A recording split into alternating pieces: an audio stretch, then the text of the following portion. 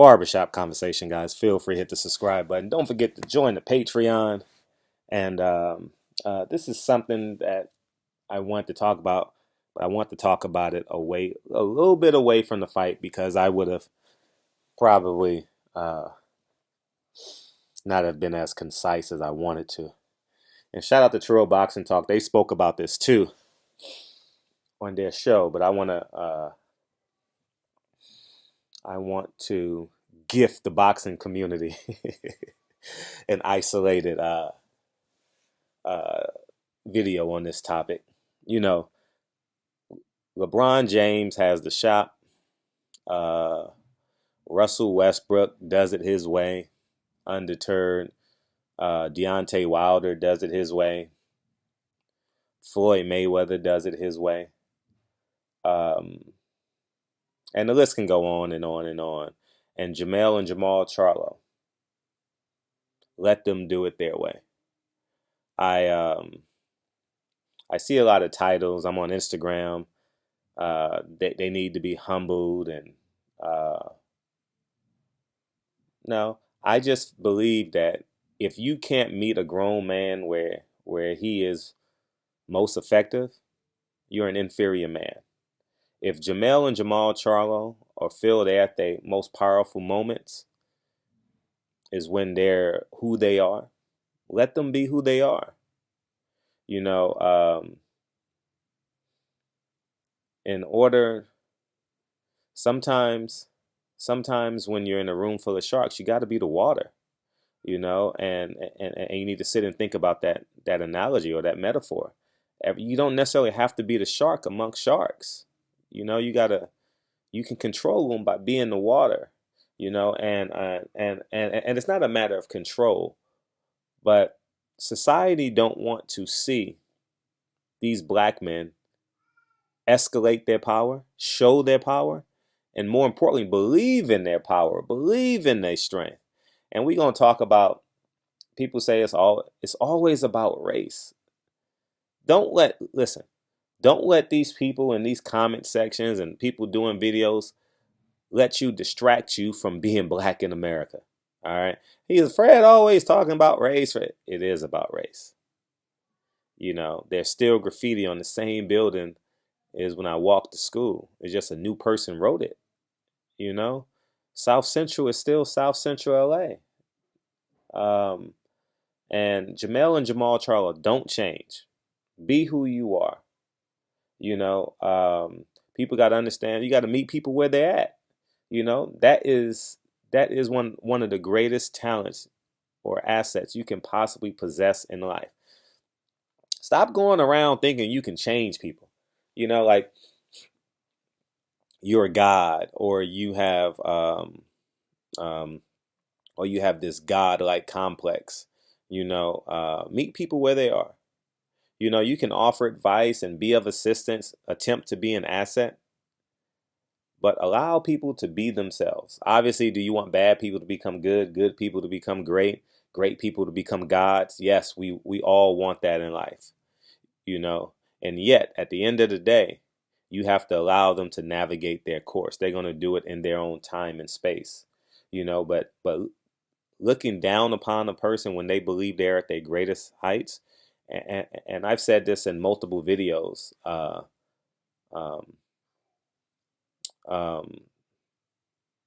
that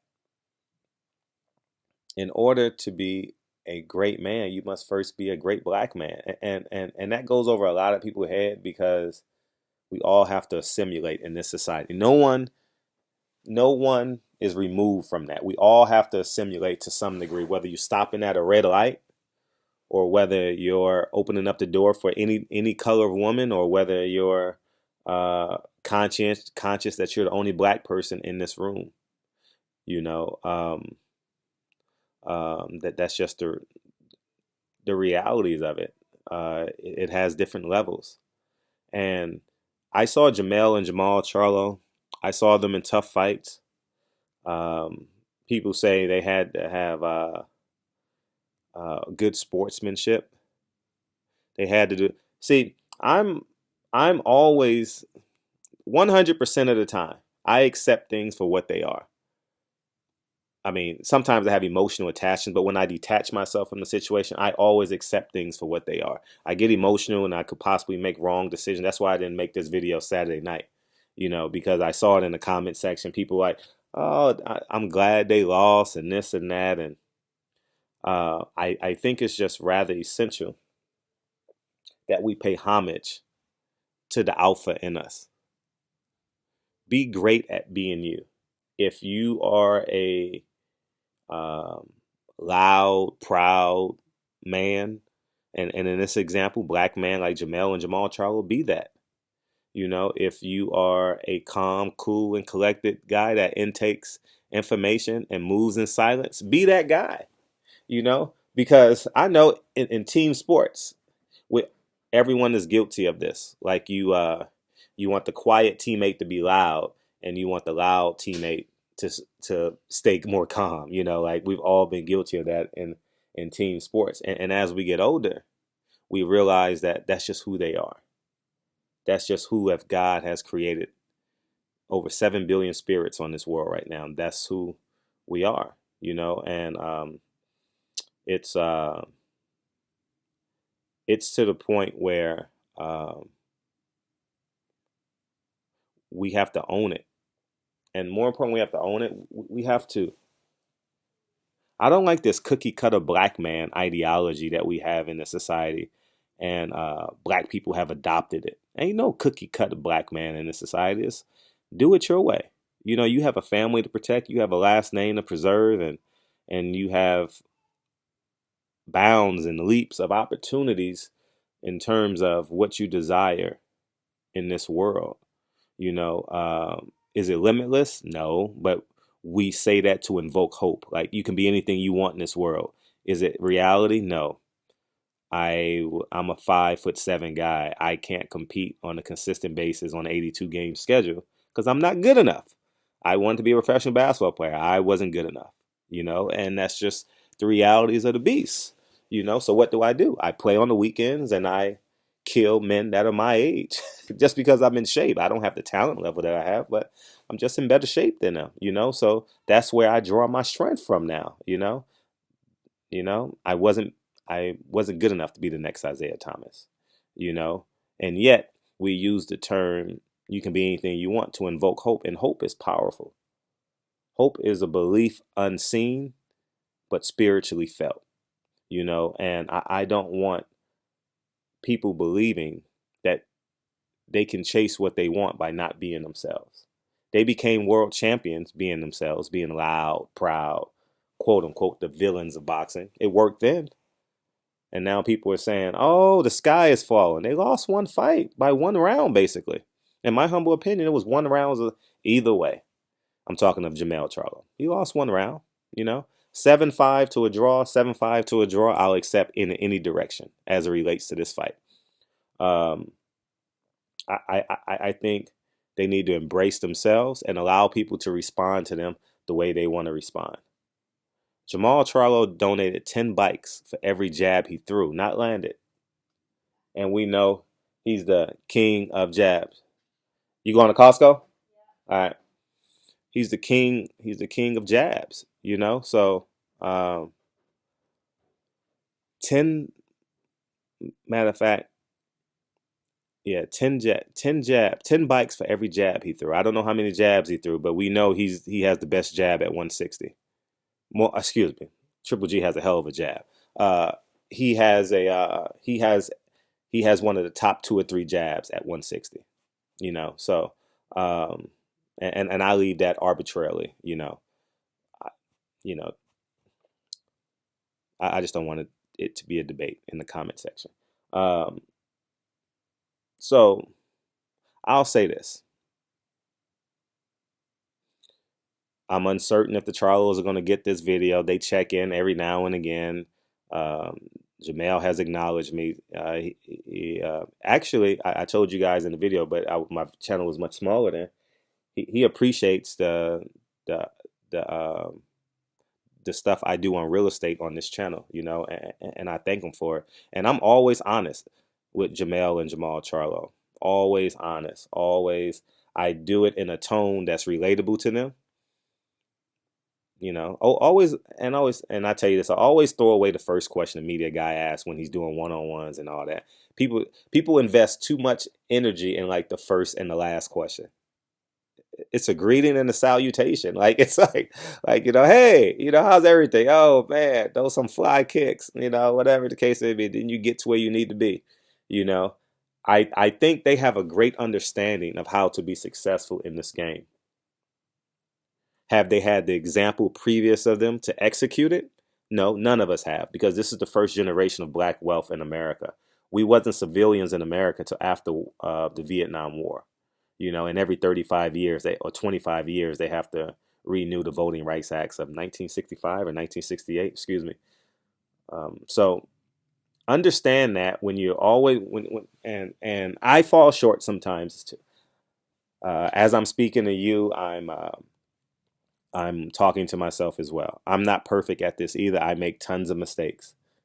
And I try to be 10 out of 10, acknowledge the mistakes. Some mistakes take longer to acknowledge because I am human. I'm not telling you I'm this robot, this perfect being. I'm flawed, and I've said some things that has been wrong on this channel. And if I say things that's wrong, I will personally contact that person. I've done it with people, and people on YouTube would tell you if I genuinely make a mistake, I'll personally call you, and I'll just use the YouTube media as an example because they can attest to that. And moving forward, if you make a mistake being you, be proud you did it your way. You are a one of one spirit. You are a one of one experiment. You are a one of one piece of molded art that God or the universe has created for you to reach out and touch your greatness. Reach out and touch your apex. Reach out and greet your alchemy with open arms and open hands. And I just want to extend that to Jamel and Jamal Charlo. Don't stop doing you. You lost one fight. Nigga, it took me, listen. I'm only an expert on me, so I'll always use me as always primary example as opposed to using someone else as it relates to topics. Nigga, I didn't understand life till I was 32 years old. I did not understand, like fully grasp the money component, understanding that there's a spiritual component. Wasn't great at it, but acknowledging it. You have to acknowledge these shits, They're 28 years old. Man, they got the biggest house in Houston. They got 3 fly cars. Jamal has a great family. I believe he has I don't know how many children he has. I've never had a conversation with the wife, but I've acknowledged her in the group settings. She's very supportive. Jamal is the quiet one, more reserved, very straightforward, stern, kind of Mike Tyson-esque kind of like demeanor when you interview him, especially when he's cutting weight. He done corrected, he done got on me a couple times, and I take it and I smile. I smile at everything, not because uh, um, um, because I'm fear or diffusing, because it's not about me. I don't want to combat him, and what I mean, but you know, Jamal travels with his family every fight, every media event. Excuse me, 8 out of 10 media events I've seen him. If it's been 10, he's with his family. Jamel is Jamel.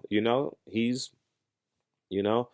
Uh, what you get is what you see. What you see is what you get. Excuse me. And I admire that.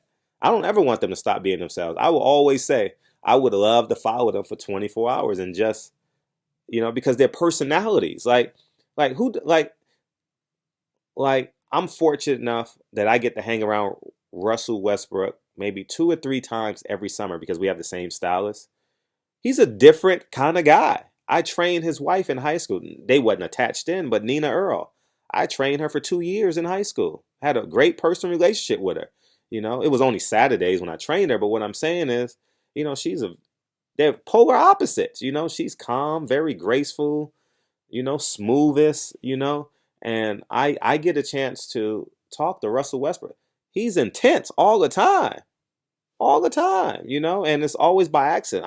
I don't have Russell's, if I I don't know if I have. Well, if I did, I haven't called him in over 10 years, 15 years. So I don't know if I have his personal number or not. But that's just who they are. I don't go there when I walk into my stylist office and say, "Hey, Russ, man, you need to change." No, I say, "Russ, do you. Do it your way." He is the greatest competitor that we have. He's the most, I shouldn't say that. He is the most outwardly greatest competitor in terms of raw emotion that we have in the NBA. It may be in team sports. I don't watch the NFL, so I don't know who's a great competitor, but uh, NBA, I don't see no one who outwardly competes like him. So um, you definitely won't see this in baseball. But Jamel and Jamal Charlo, keep doing you. If you fail doing you, you will be happy. If you fail doing it some other way, as I told Jamel, he probably didn't hear me. He probably didn't hear me. But you heard it on my video when he fought July 28th on the Mikey Garcia undercard. I said they booing you. You've made it. I don't know if he heard it because I said, man, you've made it. They're booing you. You know how many people on YouTube comments would just want to come punch me in the face? They mad at me for being unwavering. You know how many? Listen, I'm going to give you guys the biggest secret. The biggest secret, if you make it through this video, kudos. I'm going to give you the biggest secret I did. I create white enemies on this channel. I create them. I create them. I am openly and willingness to use them as an example to show you black power, black man power. I created this Eddie Hearn mythology type of shit. I created it. I've never interviewed Eddie Hearn. I don't know Eddie Hearn. I'm showing you the strength of a black man on this channel to be unwavering, to be fearless. Go on down the line. Y'all know deep down inside, whatever happens in terms of the disrespect of the black athlete, and it's in with arm reach of me, I'm going to get it. I've created that. And I revel in it. I enjoy it. I enjoy being an antagonist. I enjoy that. I enjoy them responding. I marvel at that when I hear Sergey Kovalev has completely changed because of guys like me. I was the only one that held his hand to the fire in terms of race relations in America. He's a completely different interviewer now. If you listen to him, he's pretending, but we know who they is. He's wearing a mask. So at the end of the day, man, Jamel and Jamal Charlo, you got support, man. Oh, that's another thing I want to talk about. That Trill Boxing talk that I always want to tell you guys. And I say this spiritually all the time. My channel, A, not B, not C, not D, and I don't fucking care what people say, is to raise the profile of the black athlete. Because I applied to the LA Times, I applied to every media because that was the right thing to do. I live in Los Angeles. Hey, let's go to LA Times, Orange County Register. I was living in Whittier at the time, so I had access in terms of 25 miles in either direction to get there. I even applied at the Whittier Daily News. They wouldn't hire me. I'm overqualified for any journalistic job in the world. I'm Emmy nominated. I've written scripts. You understand? I know how to develop stories. I use this channel as a great example. I know how to be an antagonist. I know how to keep people interested while at the same time staying on message. You understand? I'm overqualified for any journalistic job in the world. I don't give a fuck. I'm not saying I'm the best. I said I'm qualified. Okay? Whether you agree or disagree with me, they didn't. Black media gave me the opportunity. And it was then and there that I learned, not then and there, but it's the progression that I learned. In order for me to be a great man to my child, to my friends, to my family, I must first accept that I'm a black man. And I don't use accept as a beta submissive type of stance, like every other thing is better than me, like every other race or culture. No, that's not what I'm saying. But we have to accept who we are. The moment you do that, light and life becomes bountiful. And And this channel is to highlight black athletes. I'm unwavering on that. You know, like from Adrian Broner on down uh, to young black fighters like James Ennis. Watch what black media do to James Ennis. Watch James Ennis become a star. We haven't got there yet. I mean, he's budding. We're going to start talking about him a lot more in 2019. I can guarantee you this. But watch what we do to James Ennis. Watch by the end of 2019, watch how big of a star he is at 147. Watch. Watch. You're going to see how powerful new media is, Black Media Row, LDBC, and everyone else who aligns themselves. Watch how powerful we are in building James Ennis' profile. Watch. Trust me on that.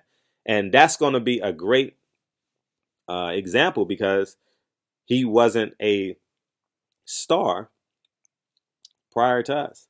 People, I mean, we're going to get bona fide credit for building James Ennis into a star. You know, so I just want everybody. So like I said, I'm unwavering on that. I take pride in that. I told the Charlos, they were sitting ringside. I says, I don't know. I says, my job is to build your profile so you can make maximum profit. And you guys say, you're talking about money. They deserve it. I want them to get it. The same thing with Terrence Crawford. I don't hate Terrence Crawford. My spirit loves Terrence Crawford. I hate that he re-signed with Bob Arum. You know, he put a ceiling on his career financially. You know, so at the end of the day, man, I salute. I love y'all. Jamel and Jamal, don't change. Do you? You understand? Keep giving away 10 bikes for every jab. Keep giving away Christmas presents in your hometown of Houston. Keep challenging me when I ask dumb questions. Keep challenging me. I'm not the best every time out, but overall, I believe I'm one of the best. Pound for pound, I'm the best. Pound for pound, I'm the best journalist out there. No one is even close to me. No, for real. And I say that with pride. I'm talking about the people that I cover fights with. Pound for pound, I'm the best. I always don't watch the video because I'm in the videos. I don't really watch a lot of fight videos, interviews, fight week. You guys do a great job at sending to me the things I need to see because I'm working, so I don't really watch it, but I see it on my time feed. And when I see it, I swear to Jesus Christ, every channel uses my questions. So I'm pound for pound the king. I'm pound for pound the king of this shit because they make so much money and create so much content off of my questions. Every fight. Watch Manny Pacquiao, Manny Pacquiao, Adrian Broner. They're going to cut up their videos and it's going to be 20% of their content if we're in scrums will be my questions. Bet me. Feel free to bet me anybody. And that's just the reality. But I said I bridged all these topics of conversations to Jamel and Jamal Charlo. You guys are kings. I admire you. Thank you. Keep doing you. Do you have flaws in your game? Abso-fucking-lutely. Should you have stuck to the game plan? Derek James, I'm pretty sure, I'm 100% sure the type of game plan Derek James implies or wants to push upon you, Jamel. Yeah, but hang your head, feel the pain. You know what I mean? Because every fruit that's ever blossomed had to germinate below ground. And you know how much pain and fight and vigor you must have for a seed to sprout and fight through the dirt and the soil and grow into a big tree, a big lemon apple tree. You know, so at the end of the day, take it on the chin, cry, do what you need to do. You're still a top 5 154 guy. You haven't fallen out the top 5. You can mix, match, and no. If these guys beat up on each other for the next 2.5 years, guess what? Who wins? Everybody. You get what I'm saying? So honestly, so if Hurd goes fights Harrison, right? And then Charlo fights the loser of that one. And the winner has the 3 belts. He waits on the winner. They fight each other. And then we figure out who should fight who next. We win. You know? I know there's a rematch clause. There's a 4 months. Shout out to Vince for sending that to me. So I get all of that. All right. But at the end of the day, the Charlos don't change. I admire I admire what you did for the city of Houston. I admire you giving away 10 jabs. I admire Jamal Charlo for being a stand-up family dude. You know, he's 28. They're 28 and doing this. This is the when you understand this is the first generation of black wealth, 1975. Let's call it 1975. That's 25 plus 18. What was that? 43 years? 43 years. We've only been accepted as a civilian on this earth for 43 years. Go figure. Now does this make sense? They gonna get it right. But watch what happens in the next generation. Barbershop conversation. I gotta go get my beard done. Barbershop call. I got a 10:30 appointment. It's 10:02. So I genuinely appreciate you guys. I love y'all as always. Start saying the word love more.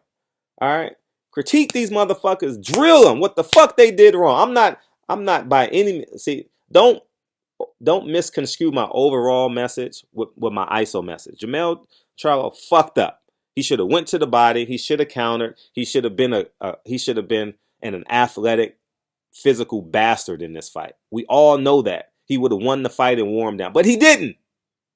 All right? And I'll take 7-5 either way. But moreover than that, Jamel and Jamal Charlo, keep doing what the fuck you doing. Barbershop conversation. I'll holler. Peace.